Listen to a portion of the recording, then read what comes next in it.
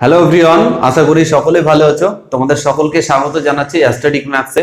আজকে যে বিষয়টা নিয়ে আলোচনা করব সেটা হচ্ছে ক্লাস 11 এর যে 2020 কোশ্চেন সলিউশন করছিলাম তার আজকে পার্ট 3, পার্ট 1 এবং পার্ট 2 দুটো করে নিয়েছি। এই ভিডিওটা শেষ করে সেটা তোমরা দেখতে পারো।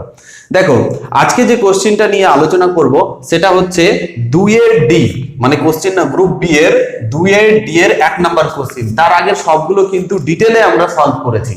দেখো কোশ্চেনটা কি বলেছে, আমি পড়ছি, তোমরা অন স্ক্রিনে দেখতে পাবে। বলছে যে লিমিট এক্সটেন্ডিং টু এ fx এবং লিমিট এক্সটেন্ডস টু এ phi x হলে সর্বদাই fx equal to phi x হয় কি? তোমার উত্তরের সাপেক্ষে যুক্তি দাও। দেখো এখানে জিজ্ঞেস করে নিয়েছে সর্বদা হয় কি? সর্বদা আমি বলবো এটা সর্বদা কি বলবো, হয় না। কোনো ক্ষেত্রে হতে পারে আর সর্বদা হয় না। কেন? কারণ আমি আমার উত্তরের সাপেক্ষে এবার উত্তরটা দিচ্ছি। দেখো এক্সাম্পল নিচ্ছি, ধরো একটা এক্সাম্পল নিলাম আমি এইরকম একটা fx একটা ফাংশন নিলাম, মনে করলাম এইরকম 3x - a নিতে পারবো, নিলাম। এবং আরেকটা ফাংশন নিলাম আমি 5x। কেমন নিচ্ছি sir? x² - a² x - a। ওকে, তাহলে দুটো ফাংশন নিলাম। এখান থেকে স্পষ্টতেই আমি বুঝতে পারছি যে কি বুঝতে পারছি যে fx যে ফাংশনটা এবং gx যে ফাংশন, এই ফাংশনটা কি আছে 3x - a, এই ফাংশনটা কি আছে x² - a² x - a। এই দুটো ফাংশন অবশ্যই অবশ্যই আলাদা। হ্যাঁ, দুটো অপেক্ষক ফাংশন, মানে কি অপেক্ষক, অপেক্ষক আলাদা।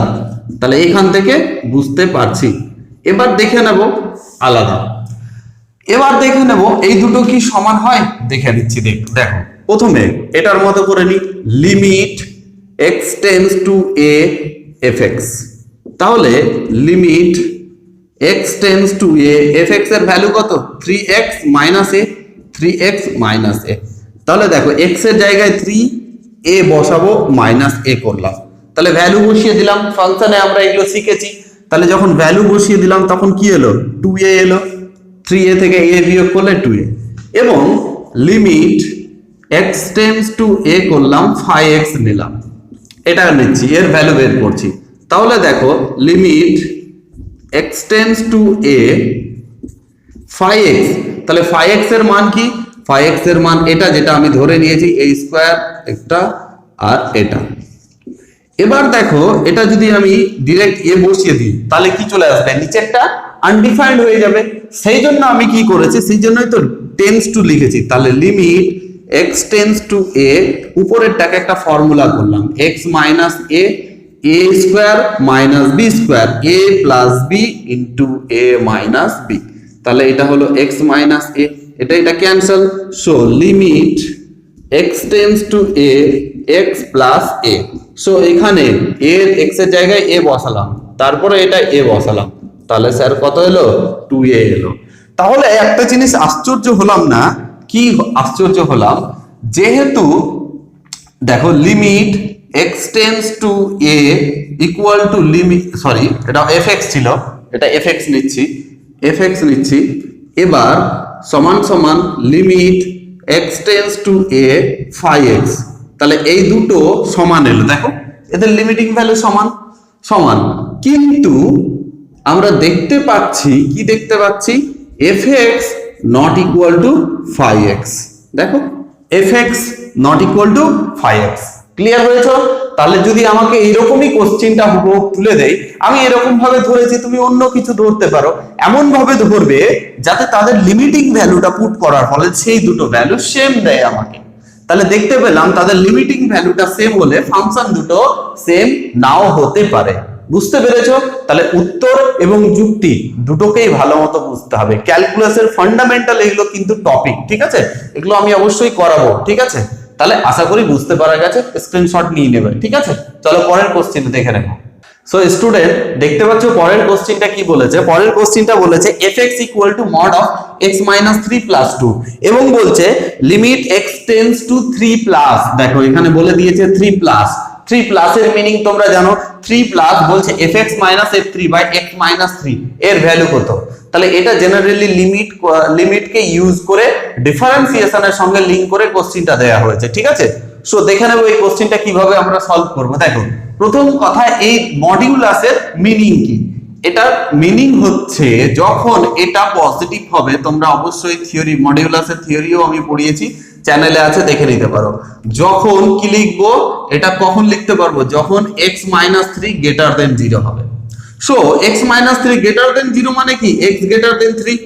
তাহলে x গ্রেটার দেন 3 হলে এটা হচ্ছে, সো fx এর ভ্যালু কত হচ্ছে? এই দুটোকে বিয়োগ যদি করি তাহলে বিয়োগ করলে -1 আসছে এটা। এবং দেখো fx ইকুয়াল টু, আরেকবার এর ভ্যালুটা কি আসছে দেখো, -(x-3 + 2)। দেখো এর আগে মাইনাস নিলাম, কখন লিখবো? যখন লিখতে পারবো x-3 <0, দ্যাট ইজ বলতে পারি x <0। সো এখান থেকে দেখো -x +3 + 2, সো -x + 5। তাহলে এটা আমরা লিখতে পারি। ক্লিয়ার হয়েছে? দেখো আবার বলছি, fx কখন লিখতে পারবো? মডিউলাসের কি ফাংশনটা তুমি যদি ডেফিনেশন জানো তাহলে অবশ্যই ডেফিনেশন জানো, x-3 কখন হবে? পজিটিভ হবে কখন? x-3 গ্রেটার দেন 0 হলে। আর এটা নেগেটিভ হবে কখন? <0 হলে।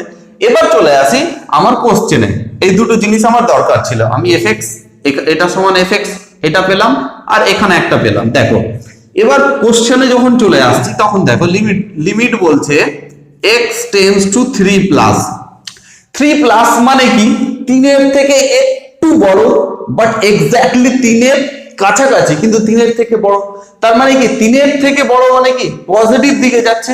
আর 3 এর থেকে বড় কন্ডিশন এটা, তার মানে এই ফাংশনটাকে ইউজ করব। এই ফাংশনটা দেখো 3 এর থেকে ছোট আছে, দ্যাট মিন্স যদি লিমিটটা এরকম থাকতো, লিমিট x টেন্ডিং টু 3-, তাহলে এই ফাংশনটা ইউজ করতাম। যেহেতু 3+ আছে তাই এই ফাংশনটা ইউজ করব, নিচের ফাংশনটা এই ক্ষেত্রে আমরা ব্যবহার করব না। ক্লিয়ার হয়েছে? আশা করি বুঝতে পেরেছো। এবার দেখে নেব। দেখো এবার ফাংশনটা, তাহলে fx এর ফাংশনটা কি দাঁড়ালো? 3+। তাহলে কোন ফাংশনটাকে নেব? fx সমান কি? x-1। কেন নিচ্ছি বুঝতে পেরেছো? এই জায়গাটাতে লিখবো x-1। কেন লিখছি বুঝতে পেরেছো কিনা বলো? নিশ্চিত রূপে বুঝতে পেরেছো। তাহলে এখানে আমি ফাংশনটা fx টাকে কত চুজ করলাম? x-1। ঠিক আছে? এবার দেখো f3 বলেছে, তাহলে x এর জায়গায় কত বসিয়ে দেব? 3 বসিয়ে দেবো। তাহলে এখানে 3 বসাও, -1 সমান কত এলো? 2 এলো, তাহলে -2 হলো। বুঝতে পেরেছো? তাহলে কিভাবে করলাম? নিচে যা আছে x-3 লিখলাম, লিমিট x3+। বুঝলাম না এরকম মনে হচ্ছে তো? আবার দেখো, আবার বলছি, ফাংশনটা 3+, 3 এর থেকে বড়, তাই fx টাকে x-1 চুজ করলাম। যদি ছোট হতো তাহলে এটা ফাংশনটা চুজ করতাম। তাহলে fx সমান এটা হলো। তাহলে f3 এর ভ্যালু কত হবে? f3 এর ভ্যালু, f এর জায়গায় 3 বসালাম, 3 - 1 মানে কত? 2। তাহলে এখানে শুধু ভ্যালুটা পুট করেছি। সো এখান থেকে দেখো x-1 আর -2, তার মানে কত হয়ে যাবে? -3। আর নিচে কত হলো? -3। তাহলে এটা যদি ক্যান্সেল হয়ে যায় স্যার, তাহলে লিমিট x টেন্ডিং টু 3+, এর ভ্যালু কত? 1। তার মানে এই ফাংশনাল ভ্যালুটা কত? 1। তাহলে এর মান কত হলো স্যার? 1। বুঝতে পেরেছো? খুবই ইজি কোশ্চেন কিন্তু। ওকে, তাহলে এরকম কোশ্চেনটা যদি এখানে মাইনাস দিয়ে দিত তাহলে এই ফাংশনটা হতো, রেজাল্টটা কিন্তু আলাদা আসতো। তুমি দেখবে এটা বই থেকেই তুলেছে। এই বইয়ের এটা হচ্ছে, আই থিংক, আমার যেটা মনে হচ্ছে, অবকলন চ্যাপ্টারটা খুলবে, হ্যাঁ, ছায়ার বইটা থেকে সংক্ষিপ্তে 5 নাম্বারের প্রশ্নটা কাছাকাছি মনে হয় তুলেছে। তাহলে এরকম টাইপের কোশ্চেন তোমাকে কিন্তু 2 নাম্বারের দিতে পারে আগামী 2022 এর এক্সামের ক্ষেত্রেও বা 23 এর ক্ষেত্রেও। ঠিক আছে? তো ভালো মতো বুঝে যাও। পরের প্রশ্নটা নিয়ে শুরু করি। সো স্টুডেন্ট, পরের কোশ্চেনটা দেখো। পরের কোশ্চেনটা প্রবাবিলিটি থেকে আছে, খুবই একটা ইম্পর্টেন্ট টপিক থেকে আছে, এবং এই টপিক থেকে কোশ্চেন তো থাকবেই এবং খুবই ইম্পর্টেন্ট। প্রবাবিলিটি খুব ইন্টারেস্টিং লাগে। দেখো কোশ্চেনটা বলছে একটি ঝোঁকশূন্য মুদ্রাকে, এখানে ঝোঁকশূন্যর মানে হচ্ছে এর মধ্যে না কোনো এই দিকে বেশি আছে না ওই দিকে বেশি আছে। ঝোঁকশূন্য মুদ্রাকে পরপর 3 বার টস করলাম। ছোটবেলায় কয়েন নিয়েছো, টস করেছো, হেড টেল, ব্যাটিং বলিং কিছু একটা এসছে, তাহলে 3 বার টস করলাম আমি। তাহলে 3 বার টস করার ফলে অন্তত একবার হেড পড়ার সম্ভাবনা নির্ণয় করতে হবে। কি বলছে? অন্তত একবার হেড পড়ার সম্ভাবনা। তাহলে একটা কয়েন আমি টস করলাম পরপর 3 বার, কি রেজাল্ট আসতে পারে? 3টাই হেড আসতে পারে, 3টাই টেল আসতে পারে, একটা হেড, দুটো টেল, হেড, এরকম কিছু একটা আসতে পারে। সাপোজ ধরো আমি যতগুলো রেজাল্ট আসবে সেটাকে প্রবাবিলিটির ভাষায়, গণিতের ভাষায় বলেছি, সেটাকে বলেছি ইভেন্ট স্পেস। মানে এই যে ঘটনাটা ঘটছে, আমি যে হেড টেল করলাম, এই ঘটনা ঘটার ফলে যে রেজাল্ট গুলো আসবে কতবার, 3বার করার ফলে, সেটাকে বলবো কি স্পেস আসছে, ইভেন্ট স্পেস বলা হয় এটাকে। ঠিক আছে, আমি একটু ইংলিশ দিয়ে লিখছি, ইভেন্ট স্পেস বলছি। তাহলে কি কি আসতে পারে দেখো, তিনটেই হেড আসতে পারে। আচ্ছা, তিনটেই হেড আসতে পারে। এবার দেখো, তিনটে হেড না এসে একটা টেল, দুটো হেড আসতে পারে। আর কি আসতে পারে দেখো, এবার প্রথমে হেড এলো, তারপরে টেল এলো, তারপরে হেড আসতে পারে। আর কি আসতে পারে, তারপরে প্রথমে হেড এলো, তারপরে হেড এলো, তারপরে টেল আসতে পারে, এরকম হতে পারে। আর কি আসতে পারে, দুবার টেল এলো, একবার হেড আসতে পারে, পরপর দুবার। তারপরে কি হতে পারে, তারপরে দেখো টেল এলো, হেড এলো, টেল এলো, এরকম হতে পারে। তারপরে কি হতে পারে, প্রথমবার হেড, তারপরে টেল, তারপরে টেল আসতে পারে। তারপরে কি হতে পারে, তিনটে টেল টেল হতে পারে। আমি দেখো এখানে লিখে দিই H for head, H for head and T for tail. ঠিক আছে, টেলকে আমি বোঝাচ্ছি, ক্লিয়ার? তাহলে কটা রেজাল্ট হতে পারে, একটা, দুটো, তিনটে, চারটে, পাঁচটা, ছটা, সাতটা, আটটা। তাহলে আমি যদি একটা কয়েনকে কি করতে পারি, যদি আমি টস করি, কতবার, 3বার, 3বার যদি টস করি তাহলে কতগুলো রেজাল্ট আসতে পারে, 8বার, 8 ধরনের ঘটনা ঘটতে পারে। ঠিক আছে, এবার দেখো এটা কি, সাপোজ ধরো একটা কয়েনকে যদি আমি একবার টস করি তাহলে কি আসতে পারে, হেড অথবা টেল, এছাড়া অন্য কিছু আসতে পারে কি? তাহলে কত রকমের ঘটনা আসতে পারে, 2 ধরনের ঘটনা আসতে পারে। কবার আমি টস করেছি, 3বার, তার পাওয়ার 3 লাগাও, তার মানে কটা ঘটনা হবে, 8টা ঘটনা হবে। এটা পারমুটেশন কম্বিনেশনেই আমরা জেনেছিলাম, ক্লিয়ার? তো আমি এটা জানি, যদি একটা কয়েন নিলাম, হেড অথবা টেল আসতে পারে, দুবার টস করি, 2 এর পাওয়ার 2 লাগাও, 4।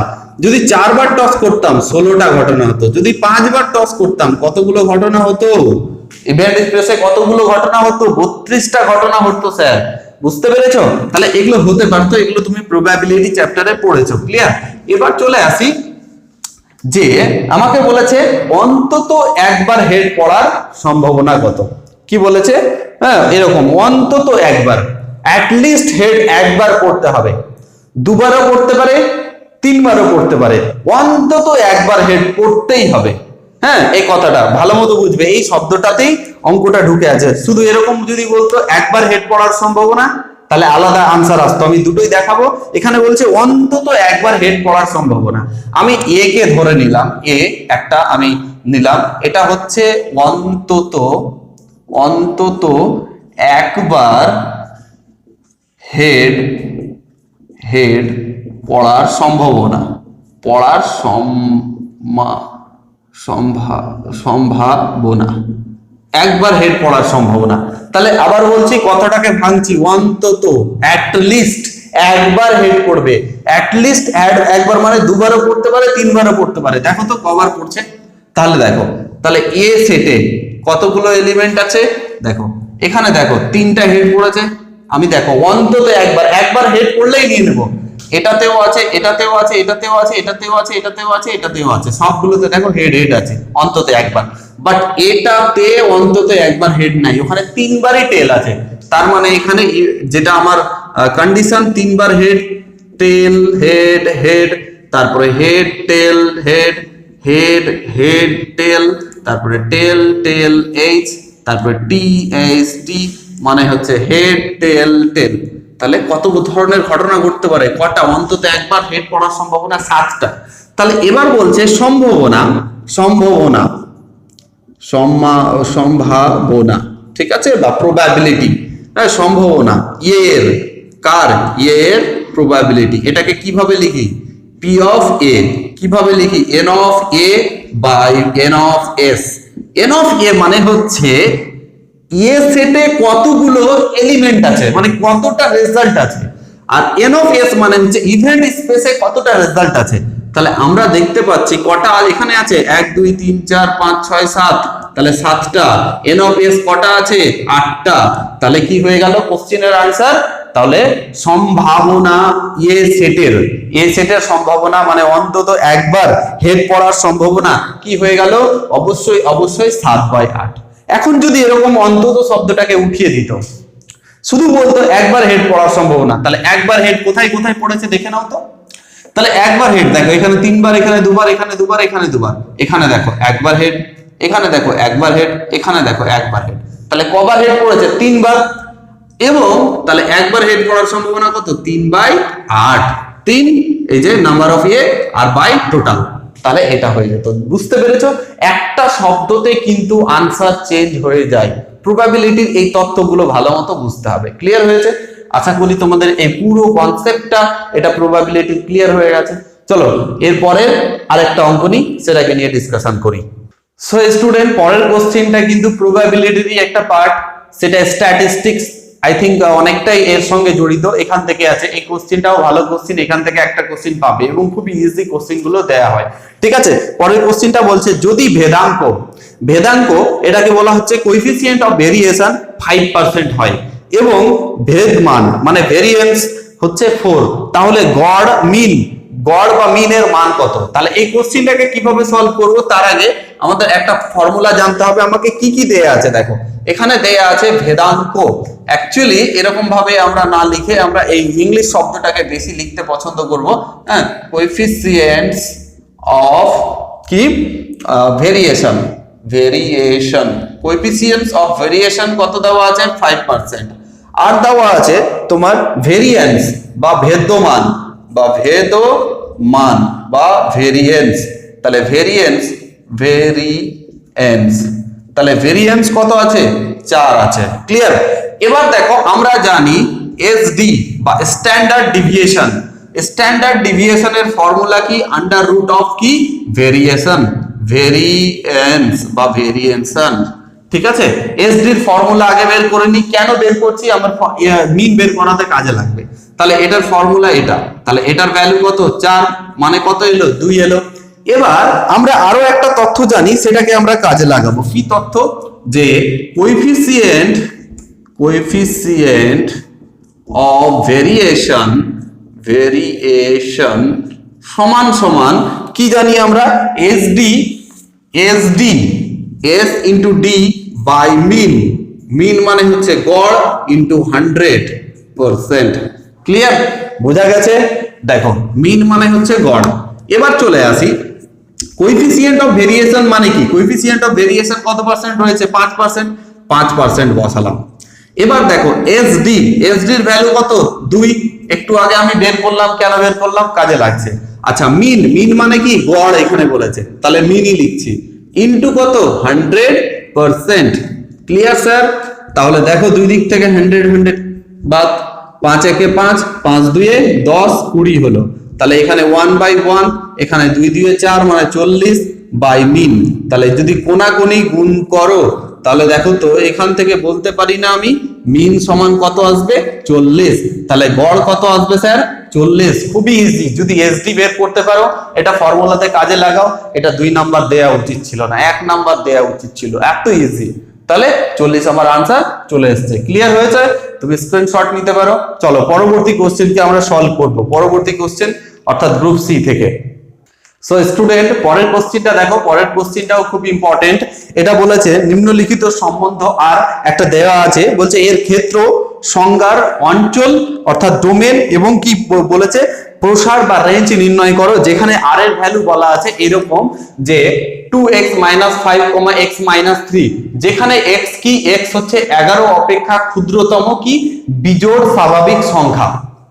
এই তথ্যটাকে খুব ভালো মতো বুঝতে হবে। কি বললাম, এখানে x টাকে কি বলেছে 11 অপেক্ষা, সরি x হচ্ছে কি 11 অপেক্ষা মানে 11 থেকে ক্ষুদ্রতম মানে হচ্ছে ছোট, 11 থেকে ক্ষুদ্রতম ছোট বিজোড় আর কি বলেছে স্বাভাবিক সংখ্যা। তাহলে স্বাভাবিক সংখ্যা মানে কি জানি 1 থেকে শুরু হয়, 1 2 3 4 5 6 7 আপ টু চলতেই থাকে। ঠিক আছে, একের পর 2 আছে। তাহলে বিজোড় বলেছে, ঠিক আছে, বিজোড় স্বাভাবিক সংখ্যা। তাহলে 11 থেকে ছোট স্বাভাবিক সংখ্যাগুলি কি কি আছে এটাকে আগে বুঝি। তাহলে প্রথম থেকে শুরু করি। তাহলে দেখো x 11 অপেক্ষা ক্ষুদ্রতম বিজোড় স্বাভাবিক সংখ্যাগুলি হলো, মানে একবারে ভাষা দিয়ে লিখি x 11 অপেক্ষা অপেক্ষা ক্ষুদ্রতম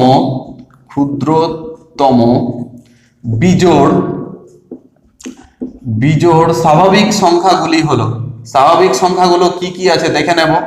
স্বাভাবিক সংখ্যাগুলি হলো, দেখো দুটো শব্দ, একটা হচ্ছে স্বাভাবিক সংখ্যা আর বিজোড়, আর কি হতে হবে 11 থেকে ছোট হতে হবে। দেখো একটা অবশ্যই 11 থেকে ছোট, এবং কি এটা স্বাভাবিক সংখ্যা, এবং এটা বিজোড়। 2 হবে কি? 2 হবে না, কারণ জোড়। তারপরে কি আসবে? 3 আসবে। 3 11 থেকে ছোট, ক্ষুদ্রতম বিজোড় স্বাভাবিক সংখ্যা। 4 আসবে না, 5 আসবে, 6 আসবে না, 7 আসবে, 8 আসবে না, 9 আসবে।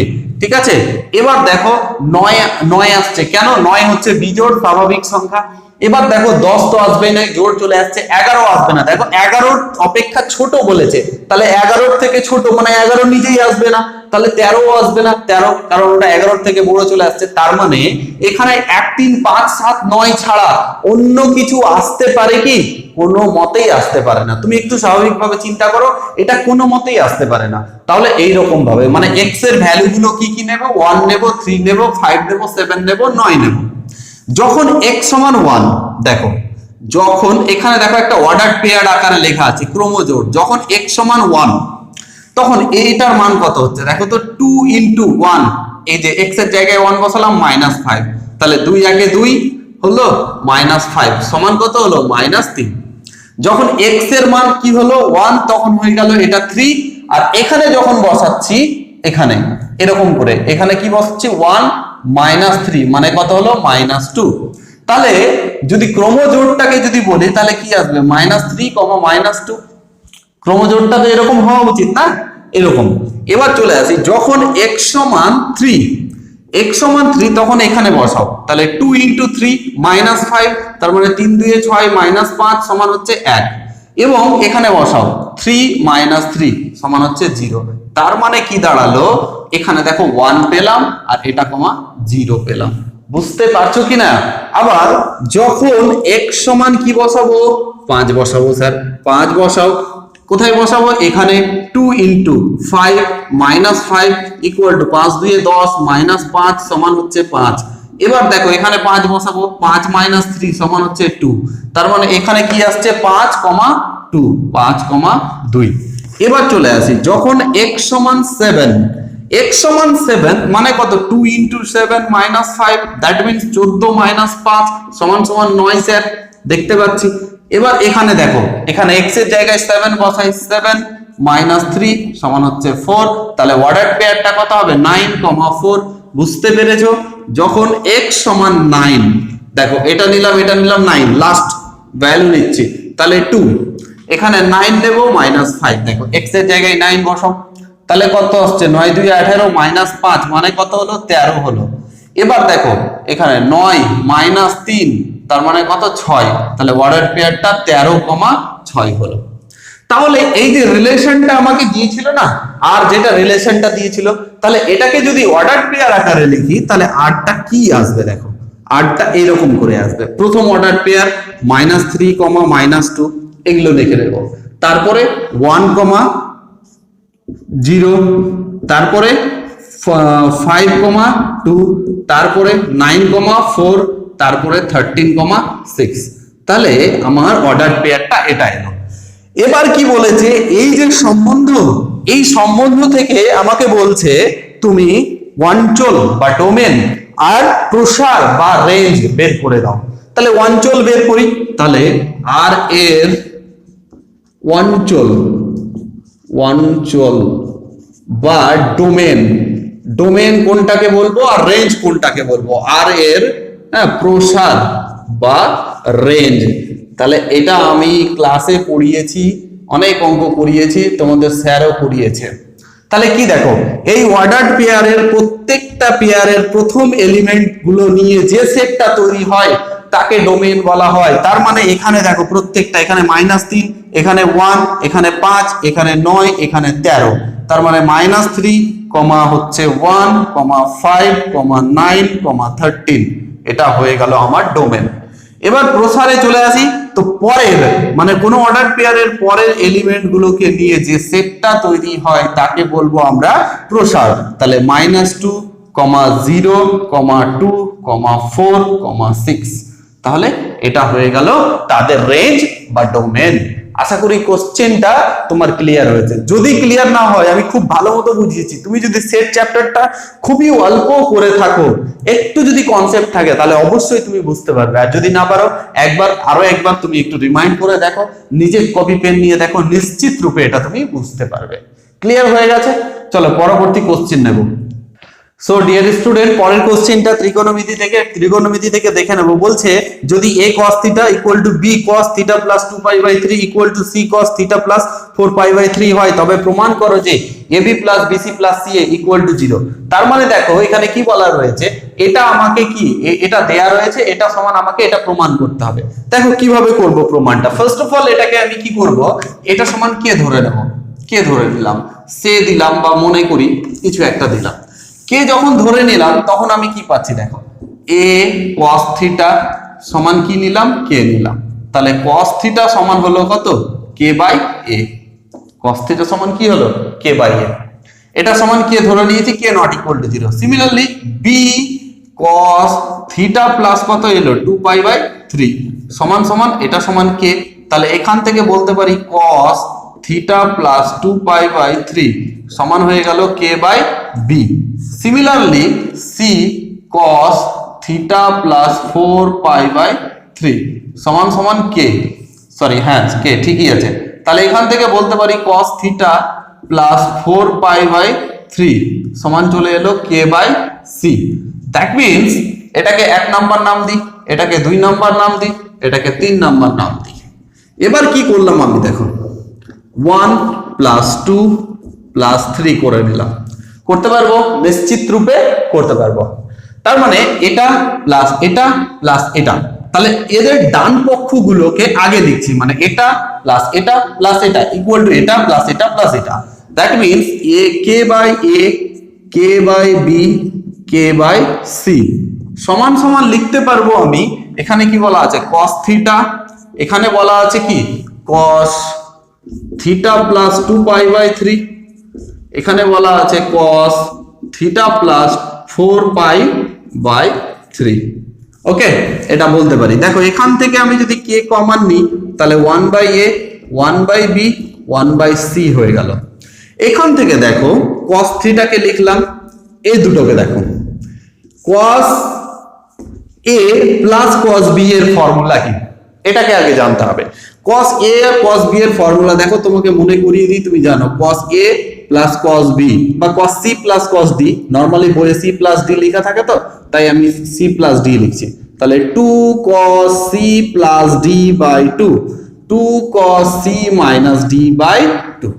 ওকে, সো দেখো এক্ষেত্রে প্লাস 2 cos এটা প্লাস এটা, দেখো থিটা প্লাস থিটা বাই 2 মানে 2 থিটা বাই 2, তার মানে একটা থিটা প্লাস এটা প্লাস এটা বাই কি 2। তাহলে দেখো 2 পাই কত পাই, 6 পাই বাই 3, তার মানে কত হলো 6 পাই বাই 3, তার মানে হয়ে গেল 2 পাই। তাহলে 2 পাই বাই আবার 2, তার মানে কত দাঁড়ালো, পাই দাঁড়ালো স্যার। তার মানে এটা হয়ে যাবে পাই। আশা করি বোঝা গেছে, তুমি খাতা পেন নিয়ে করতে পারো। ক্লিয়ার? এবার চলে আসি, এবার বলছে cos c মাইনাস d। তাহলে এটা মাইনাস এটা, দেখো থিটা মাইনাস থিটা কেটে গেল, 2 পাই মাইনাস 4 পাই, তাহলে 2 pi by 3 minus 4 pi by 3 by 2। তার মানে এখানে দেখো, এখানে 3 লসাগু গেছে, তাহলে কত এসছে দেখো 2 পাই মাইনাস 4 পাই বাই 2, তাহলে এটা গুণ হয়ে যায়, তাহলে উপরে হচ্ছে মাইনাস 2 পাই বাই 6, এটাকে কেটে দাও, তাহলে মাইনাস পাই বাই 3, তাহলে cos কত এলো, মাইনাস পাই বাই 3 এলো। এবার দেখো এখানে লসাগু কি, এ বি সি, এখানে হবে বিসি, এখানে হবে সি এ, এখানে হবে এ বি। ওকে, পাশে থাকলো কে।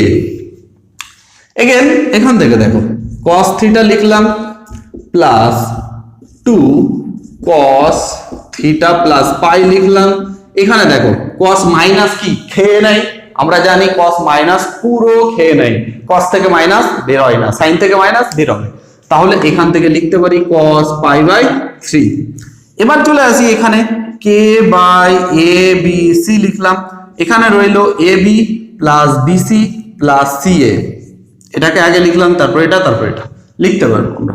দেখো এটা হচ্ছে cos থিটা, এখানে দেখো 2, এটার ভ্যালু কত, cos থিটা এটা কোন পাদে পড়ছে দেখো, এখানে দেখো এখানে ওয়াল sin cos tan, তাহলে দেখো থিটা কিছুটা আছে পাই প্লাস থিটা, পাই মানে হচ্ছে এইটুকুটা, থিটা এখানে, তাহলে এটা কি ওয়াল sin tan, এটা tan এটা cos, মানে থার্ড কোয়াড্রেন্টে মানে তৃতীয় পাদে কি tan পজিটিভ, তাহলে cos নেগেটিভ, তাহলে এখান থেকে কি আসবে মাইনাস cos থিটা আসবে, কেন পাই আছে বলে cosটা cosই থাকবে। আচ্ছা দেখো cos পাই বাই 3 মানে কত 60 ডিগ্রি, আর cos পাই বাই 3 এর ভ্যালু হচ্ছে 1/2, তাহলে এই দুই কেটে গেল, এখান থেকে দেখো k by a b c a b plus b c plus c a, এখান থেকে দেখো এটা কেটে গেল, দেখো cos থিটা মাইনাস প্লাস মাইনাসে মাইনাস cos থিটা, তাহলে এখানে হলো cos থিটা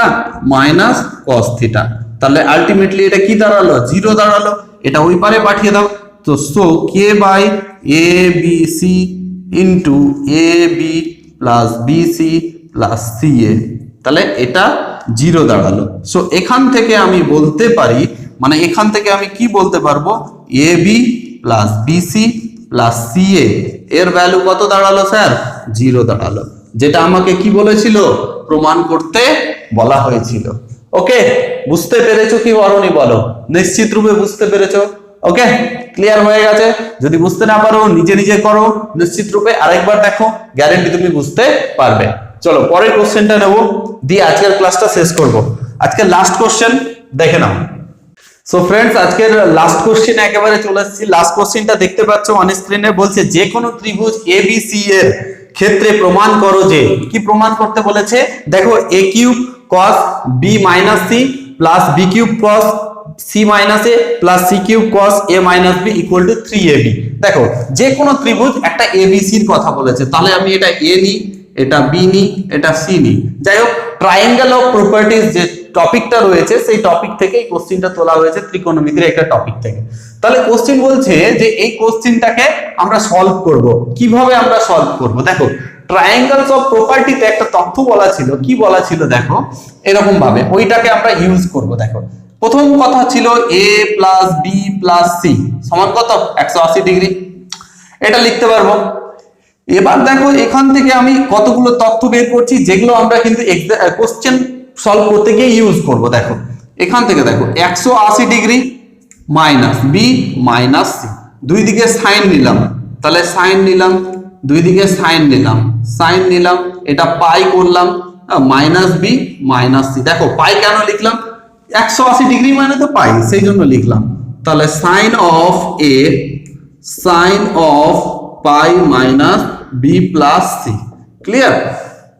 তাহলে দেখো সাইন অফ a এটা কোন পাদে পড়ছে, দেখো এটা ওয়াল সাইন ট্যান কস, দেখো এটা পাই মাইনাস মানে কি এদিকে এইটুকুটা পুরোটা পাই, পাই থেকে কিছু মাইনাস হচ্ছে মানে সেকেন্ড পাদে, আর সেকেন্ড পাদে তো সাইন সাইনই থাকবে, সো এটা হয়ে যাবে b প্লাস c। ক্লিয়ার হয়েছে কিনা বলো, নিশ্চিত রূপে ক্লিয়ার হয়ে গেছে। তাহলে একই রকম ভাবে তুমি বলতে পারো যে স্যার আমি তো এটাও লিখতে পারি সাইন বি সমান sine of C plus A, guarantee লিখতে পারো। একই রকম ভাবে সাইন সি সমান sine of A plus B 100% লিখতে পারো। তাহলে এই তিনটে তথ্য আমি কোশ্চেনে ইউজ করব, আগে থেকে বলে রাখলাম। এবং একটা তথ্য আরো জানি আমরা, কি জানি দেখো এরকম a by sine A triangle of property থেকে b by sine B and c by sine C, capital C কিন্তু, হ্যাঁ এটা সমান, এই তিনটে কি কিন্তু কি হয় সমান হয়। ওকে, তাহলে এটা সমান আমি কি ধরে নিলাম, কি ধরে নিলে দেখো এটার সঙ্গে that means a by sine a সমান হয়ে গেল k সমান a সমান কি হয়ে গেল k of sine a। Okay, আচ্ছা b সমান হয়ে যাবে কত k of sine b, and C সমান হয়ে যাবে কে অফ সাইন সি। এরকম হয়ে গেল। এতগুলো প্রপার্টিকে আমরা ইউজ করব। চলো এটা লেফট হ্যান্ড সাইড আগে নিয়ে নিই, প্রমাণ করতে হবে 3ab। এটাকে লিখে দিলাম left hand side equal to, দেখো এ স্কোয়ার আছে না, এটাকে এইরকম করে আমরা লিখবো, এ কিউব আছে, এ কিউব কে লিখতে পারি এ স্কোয়ার ইন্টু এ, তাহলে এ স্কোয়ার ইন্টু এ লিখতে পারবো। গ্যারেন্টি পারবো কি পারবো না বলো? নিশ্চিত রূপে পারবো। তাহলে যদি পারি তাহলে এই এর ভ্যালুটা কি আছে, কে সাইন এ, তাহলে এখানে লিখবো আমরা এইরকম ভাবে A square equal to K sine A, একই রকম ভাবে cos b মাইনাস সি, যা ছিল লিখে দিলাম, এখানে a স্কয়ার ইনটু a, এর ভ্যালুটা লিখেছি।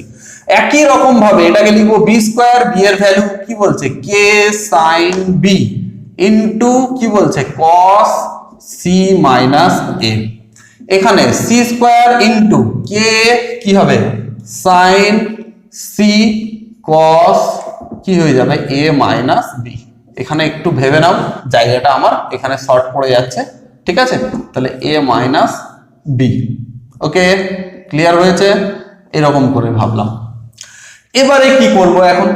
তাহলে দেখো তিনটে থেকে একটা তথ্য কমন যাচ্ছে। কে তো কমন যাচ্ছে স্যার, প্রথম কথা হচ্ছে কে কমন নিলাম।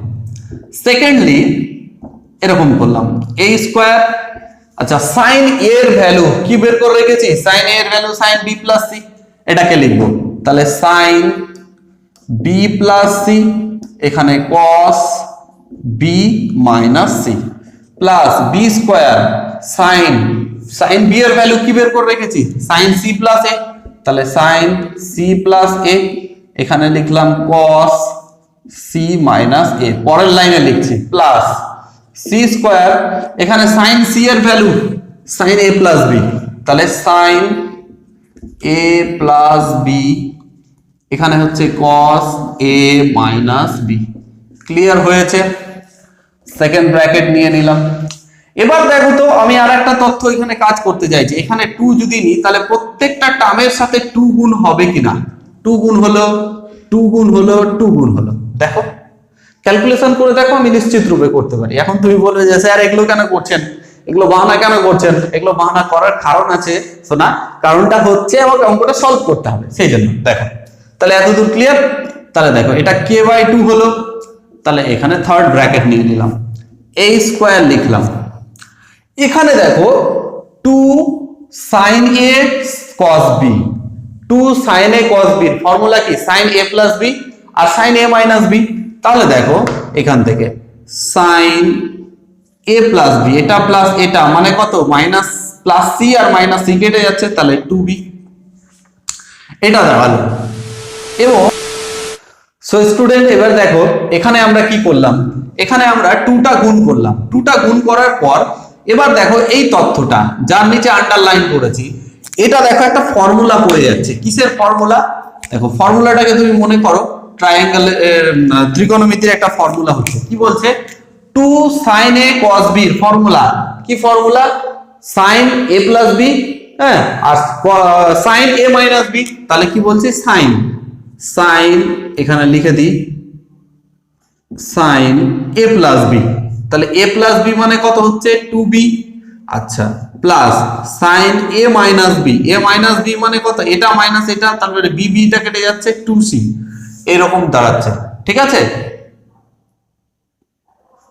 এতদূর ঠিক আছে। তারপরে দেখো b স্কয়ার, একই রকম ভাবে এটাকে করব, তাহলে এটা কি হয়ে যাবে sin 2c plus sin 2a, এখানে হলো প্লাস c স্কয়ার, একই রকম ভাবে কি হচ্ছে sin 2a plus sin 2b, শুধু ফর্মুলা ইউজ করেছি। ক্লিয়ার হয়েছে কিনা দেখো, নিশ্চিত রূপে ক্লিয়ার হয়েছে।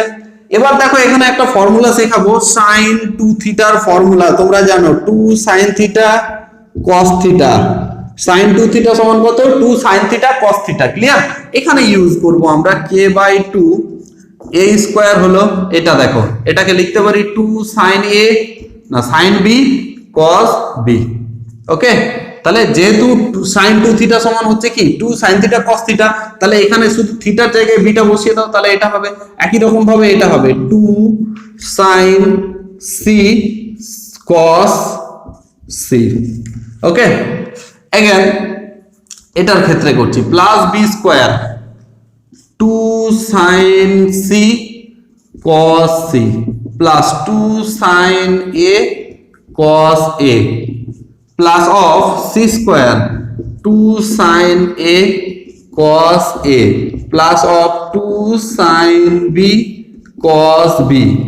এটা হচ্ছে ক্লিয়ার হয়েছে কিনা?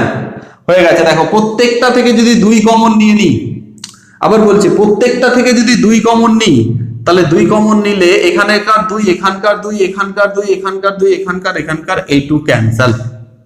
ওকে, তাহলে এই 2 ক্যান্সেল হয়ে যাবে, তাহলে এই 2 কে আমি ক্যান্সেল করে দিলাম, কে তো থেকেই যাচ্ছে। এবার দেখো কি করা যায়, এই কে টা গুণ করে দেব। তাহলে দেখো এটার সাথে এটা গুণ করলাম, 2 2 কেটে গেছে, তাহলে a স্কয়ার কে গুণ করলাম sin b cos b। ওকে, তাহলে দেখো আবার 2 2 ক্যান্সেল হয়ে গেছে, a স্কয়ার। আচ্ছা, তারপরে হচ্ছে k sin c cos c again plus b square, এটার সাথে এটার গুণ k sin c cos c plus b square k sin a cos a plus c square, এখান থেকে দেখো k sin a cos a plus c square k sin b cos b। Clear? তাহলে এই হচ্ছে বিষয়। এতদূর ক্লিয়ার? এতদূর clear. এবার দেখো একটা ভ্যালুকে ইউজ করব, কি ভ্যালু? এই ভ্যালুটা দেখো আন্ডারলাইন করছি, k into sin a sin b sin c। হ্যাঁ, এই ভ্যালুগুলোকে ইউজ করব। মানে স্যার সিম্পল, মানে এটা a square k sin b কোথায় আছে দেখো, k sin b এর ভ্যালু কত? b, তাহলে b বসাবো, cos b হলো plus a square k sin c এর ভ্যালু কত? c, তাহলে c cos c হলো plus b square k sin c এর value c cos c plus b square k sin b এর value a cos a হলো again plus c square k sin b এর value a, তাহলে cos a হলো plus c square b cos b হলো। এই হচ্ছে আমাদের এত দূরে এসছে, একেবারে লাস্ট লগ্নে চলে এসেছি। দেখো এখান থেকে আর এখান থেকে কি কমন যাবে? দেখো এ বি কমন নিলাম, তাহলে এ বি যদি কমন নিই তাহলে এখানে থাকছে a cos b আর এখানে থাকছে দেখো plus b cos a plus এখান থেকে আর এই জায়গাটা থেকে ac কে কমন নিলাম, ac কমন নিলে a cos c থাকছে প্লাস ওখানে থাকছে c cos a থাকছে প্লাস bc কমন নিলাম, bc যদি কমন নিই তাহলে b cos c থাকছে প্লাস c cos b থাকছে। ঠিক আছে, এবার দেখো ট্রায়াঙ্গেল অফ এই যে abc যেহেতু ট্রায়াঙ্গেল সেহেতু এটার ভ্যালু কত? এটার ভ্যালু তুমি ট্রায়াঙ্গেল অফ প্রপার্টিতে জেনেছো, a cos b plus b cos a এর ভ্যালু হচ্ছে c plus ac a cos c plus b cos b এর ভ্যালু হচ্ছে b প্লাস bc আর এর ভ্যালু হচ্ছে কত? a। তাহলে যদি একটু সাজিয়ে লিখি তাহলে এটা abc, এটাকে লিখবো abc, এটাকে লিখবো abc। তাহলে কটা abc? 3টে abc। ওকে, এই কোশ্চেনটা তোমরা স্ক্রিনশট তো প্রথমে নিয়ে নেবে, খাতা পেন নিয়ে বসবে, নিজে নিজে করবে। এবং তোমাকে বলে এই কোশ্চেনটা একটু বড় হতে পারে, হ্যাঁ, কিন্তু কোশ্চেনটা কঠিন নয়। প্রপার্টিজ অফ ট্রায়াঙ্গেল তোমাদের কিন্তু আমি অপশন বাদ দিয়ে করাচ্ছি না, আমি সবগুলো যেহেতু অঙ্ক করাচ্ছি, তাহলে এক্সাম হলে তোমাকে স্মার্টলি ভাবতে হবে কোন কোশ্চেনটা সহজে হবে এবং কোনটা কিভাবে তুমি করবে। ঠিক আছে, সো তোমাদের সকলের জন্য অনেক অনেক শুভকামনা রইল, ভালো মতো পড়াশোনা করো। তোমাদের জন্য আবার নেক্সট ভিডিওতে পরবর্তী সলিউশন গুলো করে দেব, আর তোমাদের বন্ধুদের সঙ্গে ভিডিওটা শেয়ার করতে পারো। Thank you for watching this video.